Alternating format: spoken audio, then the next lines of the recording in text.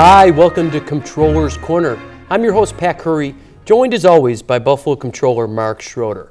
Our top story today, the Comptroller has issued a report on the disbursement of block grant funds, which found that among the 68 municipalities nationwide that receive more than $5 million annually, the city of Buffalo ranks dead last in its ability to spend these anti-poverty funds. Now, Mark, the city has roughly $31.3 million in unspent CDBG funds, which stands for Community Development Block Grant Funds. These are anti-poverty funds that are supposed to fill the needs in the neighborhoods of the city of Buffalo and try to improve the economics of the area and help the citizens that need it most. Yeah. You think that $31 million is a lot to be sitting on when there's a lot of needs out there for the citizens of Buffalo. Yeah, it's Patrick, it's extremely troubling to me. And as the Buffalo City Comptroller, I can cite all the numbers. And we have the numbers, and we'll share the numbers today with our constituents. We've issued reports.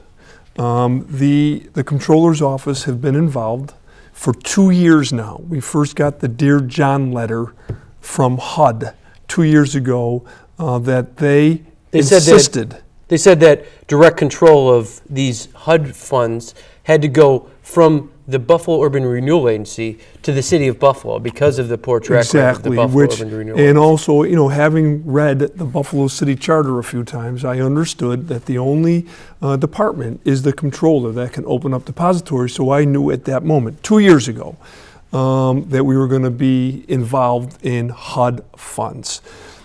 From a historical perspective, this is troubling for me. Because as an amateur historian, I understand we're at about the 50-year anniversary of the historic signature that President Lyndon Baines Johnson made. And it was because of Buffalonians like Ambrose Lane, who was a social worker, lawyer, who actually started what is called CAO, Community Action Organization, of which I'm a board member.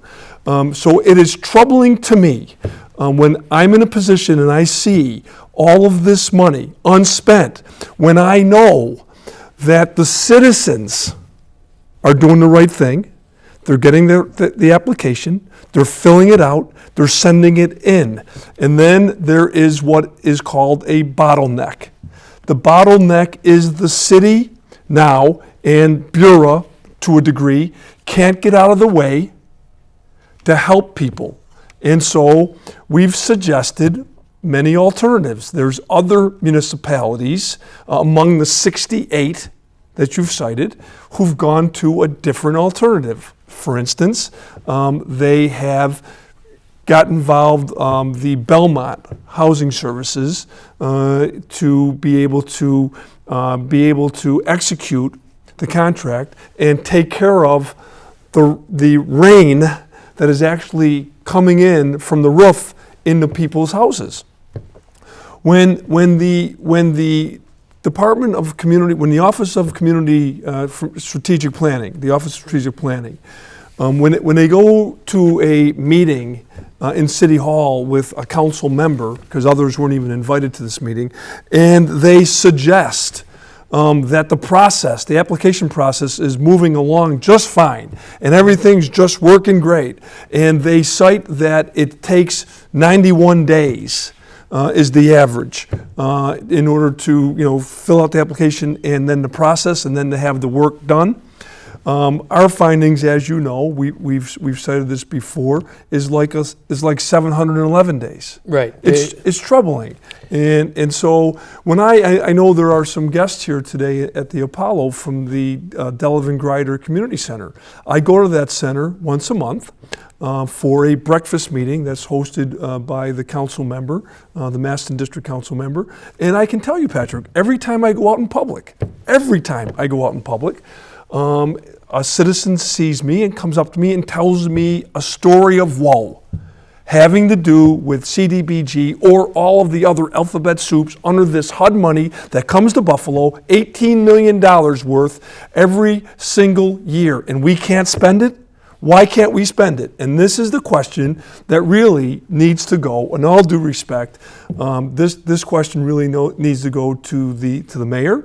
It needs to go to the commissioner of the Office of Strategic Planning, and they need to ask probing questions to why is the money not being spent? Why do I have to write a report and submit it to the council, and of which the council will be discussing it this week, hopefully, on amounts of money that could expire by the end of, is it June? The August 1st, August. they have to spend roughly Like $12 million. $12.5 million in order to comply with HUD Third guidelines. year in a row, we're here, and that what it does, there's two real concerns for me. One is that I know the real people in all the neighborhoods that I go to, and they're telling me, what's happening and what the delay is.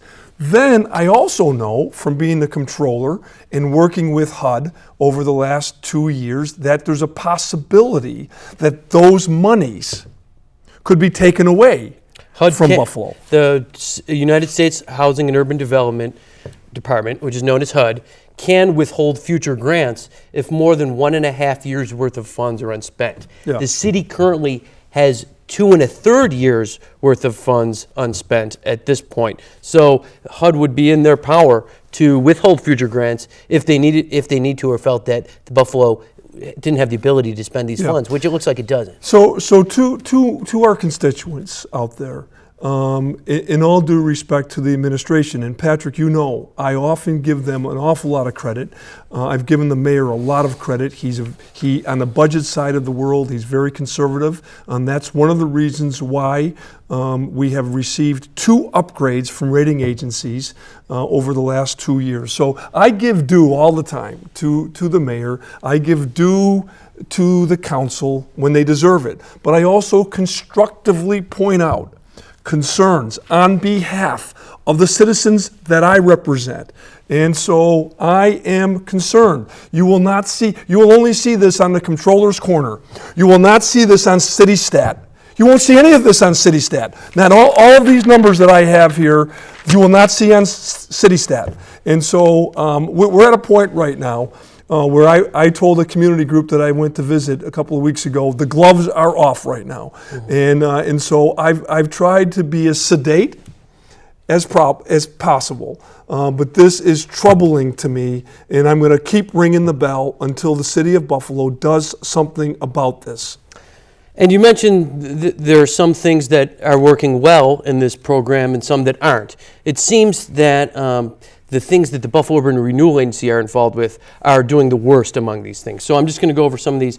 Public works, the percentage of the budget that's been committed for streets, sidewalks, and community renovations, 67%. That's better than many other departments. The community services, which gives grants to the community services, the community centers and the senior centers across the city, where they just give them the money and they handle the disbursement to the community. That's at 88%.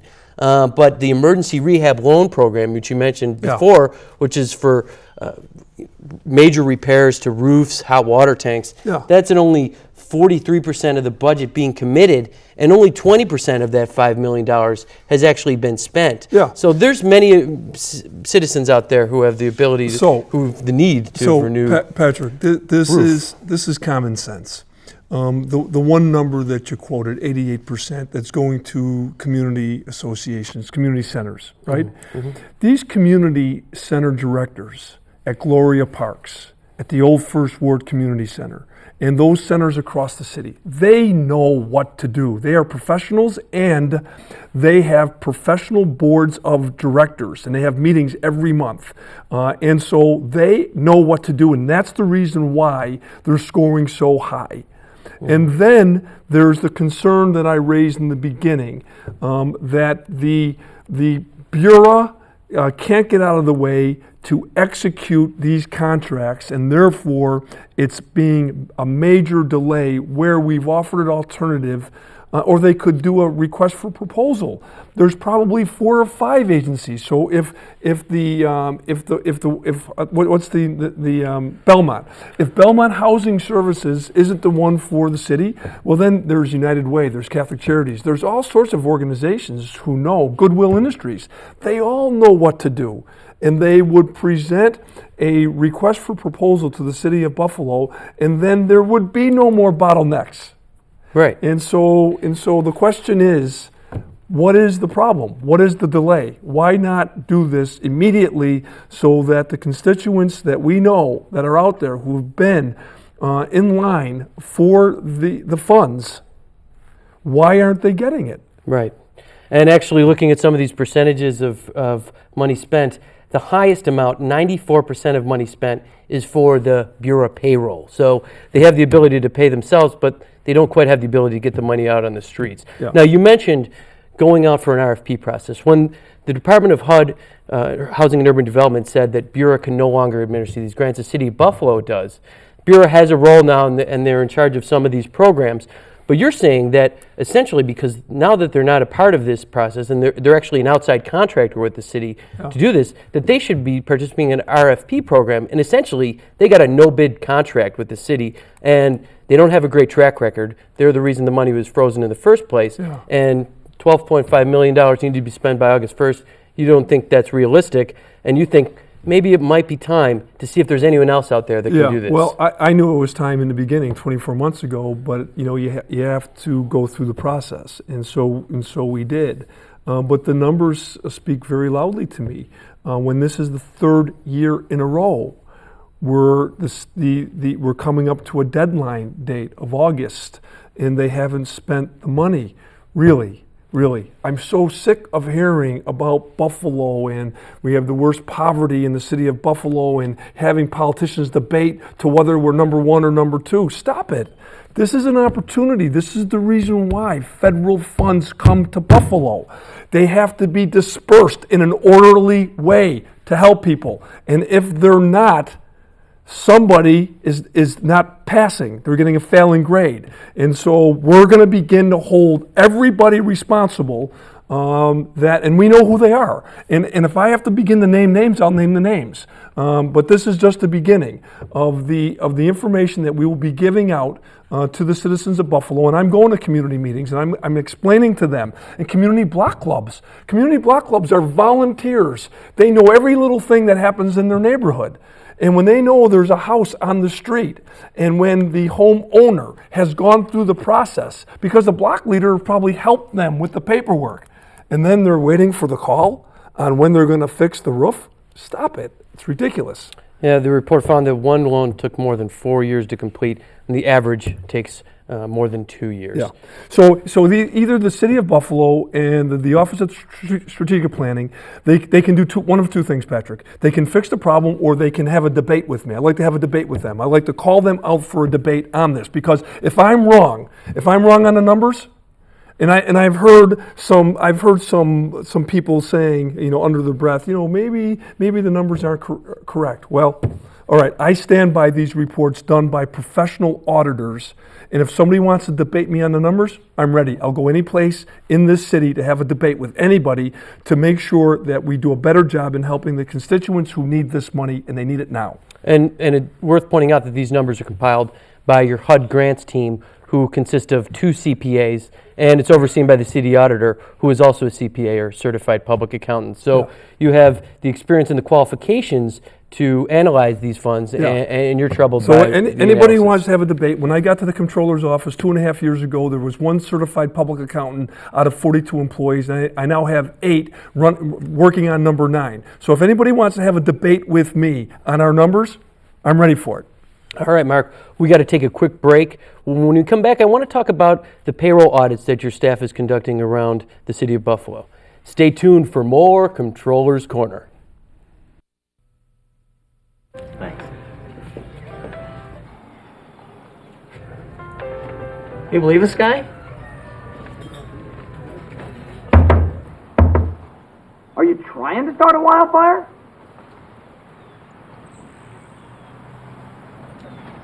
Sorry. Pass the honey? 9 out of 10 wildfires are caused by humans. Only you can prevent wildfires. Hi, welcome back to Comptroller's Corner. I'm your host, Pat Curry, joined as always by Buffalo Comptroller Mark Schroeder. The Comptroller's office is doing a department-by-department review of the payroll procedures for the city of Buffalo. Now, Mark, you already completed the payroll procedure audit of the Common Council staff, and you just recently filed the payroll procedure audit of the Community Services Department. Now, you're taking this approach to look at every department, see what they're doing right, see what they're doing wrong, and see how we can improve this process and actually bring it into the 21st century with the use of technology. It's called automation, of Right. which we don't have. Right. So you're just looking at the ways that we can kind of improve this process, and so that it's a more streamlined, responsible, and accountable way to pay employees and make sure they're getting paid the fair amount for the fair amount of work they do, and make sure that the City of Buffalo citizens are getting the most for their dollar as far as paying their employees. Yeah. You know when you're at a party and you got 25 people in a circle and you tell somebody something and then it goes around the circle, and then when it comes back, it's not anything that was said originally. That's what happens when you go through the 15, 20 different departments that we'll go through. Everybody's doing their own thing. And so the answer is there needs to be automation, and that the administration and the Common Council really need to deal with this, because it takes skill and expertise to figure out what is going to work, and then it costs money. So what are we doing? We go in and do the audit, and we figure out and we identify that there's no continuity anywhere. Okay? So what we do is we make a recommendation, and we make a recommendation to the commissioner that perhaps until there's automation, maybe you could do it this way. And then by the time we get done going around the room, everybody's going to be doing it the same way. It'll be a victory. But until that takes place, you just don't know what you're going to get, and that is not good, especially when you're the watchdog for the taxpayers. Exactly what you said. We have to make sure that we are paying people for what they're working. And if we're doing that, we're respecting the citizens. If we're not, then it's a problem, and it has to be fixed. That's why we're doing it. Now, people in your department actually have a laser hand scanner. Seems very technologically advanced to clock in and punch out of their workday, whereas other departments are still relying on carbon paper or physical timesheets. And you're finding... I haven't heard carbon paper used in about... well, outside of City Hall, I haven't heard it in about 20 years. So there's really no uniformity, and there's some practices that seem like, as you mentioned, in the dark ages, and there's less ways to verify that an employee is working. And your division of audit is currently looking at the water department right now, and they're doing an audit of their payroll procedures. But you know from the Erie Basin Marina audit that there weren't always the proper payroll procedures as far as overtime in the water department because of two employees that were involved in the Erie Basin Marina. We're also working in the water department and earning upwards of $30,000 to $40,000 in overtime. And the timesheets that we reviewed showed that really wasn't best practices, and there was situations where supervisors were signing off on their own overtime, and there was no one to verify whether they actually worked those hours. Yeah, we've actually changed all of that by making the recommendations, and then where I've said earlier, where I give credit where credit is due, I give the commissioners, the individual commissioners, in terms of all of the departments that we've done this audit on, and they've actually signed off on going along with what we're recommending until the mayor and the administration is able to get automation, just like we have on the 12th floor for the controller's office. You know, I'm separately elected, so therefore controllers and previous controllers, I don't take credit for, the previous controller put that system in place. The mayor really needs to do that with all of the different departments, and even the authorities need to work under automation. Once that happens, then it's real simple. Does that mean there can't be a couple mistakes, or does that mean that people can't cheat the system? If you want to cheat the system, you're going to figure out a way to do it. But the way it's done now is archaic, Fred Flintstone-like, and it has to stop, and it will stop. And that is why we've done these audits. We're going to do every single department, and every commissioner has signed off and said we're going along with what you've recommended, so we're making progress. It's good. Now, you mentioned all the different systems, and every department has their own way, and some of them are technologically advanced, some of them are in the dark ages. The man that for decades had to take all these different circumstances and all these different ways and procedures and had to figure out a way to condense them and actually get the payroll out is a man in your department, Art Jakubowski. He is responsible for making sure every city employee gets their paycheck on time. Yeah. He's actually, after a long, distinguished career, decided to retire. His last day was last Thursday. And Art is a valuable part of was a valuable part of your team, and he'll be sorely missed in your department. You think if I say really nice things about him right now, he'll come back? We never know. Yeah, Patrick, you're right. There have been a number of employees who have served in the Department of Audit and Control that I've met over the last 2.5 years who have served with distinction. And Art Jakubowski is one of them. Over 30 years of service to the city of Buffalo.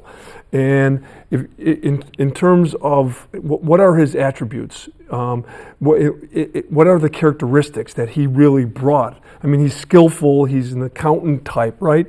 But that isn't what has marked this career. It's honesty, it's integrity. Its initiative is the reason why he received the Rowan Award a little while ago. Initiative is doing the right thing without being told. It's during the winter storm with 2 days where they closed City Hall. Art Jakubowski is in there making sure that payroll is done for everybody. No excuses. It was too snowy. I couldn't really get to work. Never. And so these are the types of people that I know we all will miss, especially us on the management team of the Comptroller's office. We will miss people like Art Jakubowski, and we wish him well in his retirement. And another thing Art did that was exemplary was last year when all those raises came in for the police and fire. It was a bit of a time crunch, and he was able to get those retro payments out the door in a very efficient way. Don't think, as a controller, there aren't some nights that I stay up all night thinking about things like that, because I know Art Jakubowski and what he's done. And in MIS, there's a man by the name of Tom Cavaretta, who I actually is a classmate of mine through grammar school a long time ago, and he's retiring. And Tom Cavaretta and Art Jakubowski on that, in terms of the police and fire, they really collaborated, and both are retiring. Art already just retired. Tommy will be retiring soon. So it's problematic, but this is the reason why you have to develop bench strength. And I'm very comfortable over the last 2.5 years, myself and especially Ann Forty-Sherino, the first deputy, we have developed bench strength, no question about it, so we're going to be just fine. And you'll have a team of employees looking into what Art used to do and make sure everything goes smoothly, and they'll be overseen by your city auditor, as Kevin Kaufman, as you mentioned, Ann Forty-Sherino, and yourself, just making sure that there's no hiccups and no situations along the way where there could be a possibility of a city employee who doesn't get paid. Patrick, you're absolutely right, and we've been in the process of doing this probably for the last 2 months, because Art gave us the courtesy of letting us know that he was retiring. And so we asked him, could we just kind of hover around you and just to make sure that we understand everything that you do? And he's agreed, and so we're in good shape going forward. Now, I did want to talk about, you sent a letter to this Buffalo School Board just saying that, since it's there's been a new majority elected recently that doesn't take office until July 30th or July 1st, that any decisions on settlements of lawsuits, which among them is the Yamilet Williams and Faith Morrison Alexander, these are the two employees that weren't qualified for their positions and they were let go. They're suing the district for $3 million each. There was another employee, Debbie Buckley, who there was some wrongdoing as far as the disbursement of grants. She's also suing the district. You urged the school board not to settle into these cases until the new board members take office July 1st. Yeah. And because of with such financial ramifications of these decisions, it shouldn't be made when the makeup of the board is in flux. Yeah, and also to be fair to the 3 cases that you mentioned, there's also 12 other lawsuits that the board could actually act on during their last meeting before the new board comes into place July 1st. And quite frankly, they've made it very clear that the superintendent will be leaving also, and so therefore I think it's very important that the new board and the interim superintendent or the new superintendent, they have an opportunity to look at these 12 lawsuits and make a decision to what to do. I am not going to be happy with this current board making a decision that is going to cost the taxpayers money in the out years when they're all gone. And so I think it's real simple, and I believe that the board, the current board, to their credit, will honor that. I think they'll do it even without me saying anything. But there's sometimes I have to say things, and I know what my role is. I know what my role is as controller, so I said it, and so now it's been said. All right, switching gears a little bit. When you were in the New York State Assembly, you were instrumental in helping Peggy Overdorf complete the Buffalo Riverfest Park, and we've actually done segments on this show about Riverfest Park, and now there's a lot of construction going on Ohio Street, which connects to the other Riverfest Park that you and Peg Overdorf collaborated to make the Mutual Riverfront Park, which was a New York Power Authority land. And Ohio Street is now getting a total renovation thanks to the efforts of Brian Higgins. Correct. And it will be turned in from an industrial wasteland street into a beautiful parkway street. Perfect. Now, this weekend is the Buffalo Riverfest, which was the impetus for the whole park being built in the first place. So you're going to be there on the Buffalo River amid all this construction, and you're going to be celebrating with Peggy Overdorf. Yeah. Just the amazing progress that we've seen, not only on the waterfront in general, but especially in the Buffalo River waterfront that is now transitioning from an industrial past into a recreation future. You know, Patrick, I'm glad you mentioned this because the Riverfest is this weekend, June 13th, 14th, and 15th. And so, Buffalonians, we're not afraid of, we're blue-collar Buffalonians, and so if there's a little construction on Ohio Street, don't worry about it. You get to that park. I'm asking people who are seeing this show to go to the park because Peggy uses this as an opportunity. All revenues that come in during this festival goes right back into the beautification of the park. This is not a city park. It's not a county park. This is a park that Peggy Overdorf and her board, it's a 501c corporation park. And so therefore, all proceeds go to keep the park beautiful. And it is the most pristine, beautiful park in Buffalo and Erie County, in my view. So a little construction never hurt anybody. Everybody get there. It's in Michigan and Ohio this weekend to support this wonderful festival in the Old First Ward.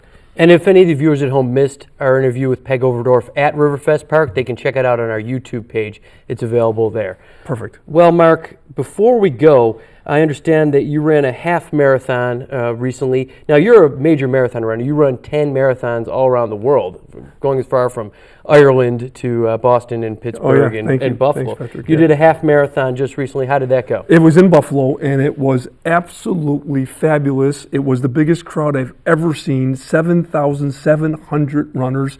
The weather was perfect, beautiful for a runner. It started at 7 o'clock in the morning, and it was just a wonderful day. And it really helps Buffalo because people from all over the United States and Canada and other places throughout the world actually come to Buffalo to run in this race, the marathon and the half marathon, and they have relays too. And Patrick, the amount of money that is raised for Roswell to cure cancer is staggering, and so it's a good thing. And so we thank the Buffalo Marathon. It was outstanding as always. And a track record was set this year as well. It was a fast course. Well, that's all the time we have for Comptroller's Corner, Mark. Thanks for joining us. Okay, Patrick. And thanks for joining us at home. Remember to check out our City Buffalo website at city-buffalo.com/controller. Check out our YouTube channel, our Facebook page, and our Twitter handle. On behalf of Mark Schroeder, this is Pat Curry signing off.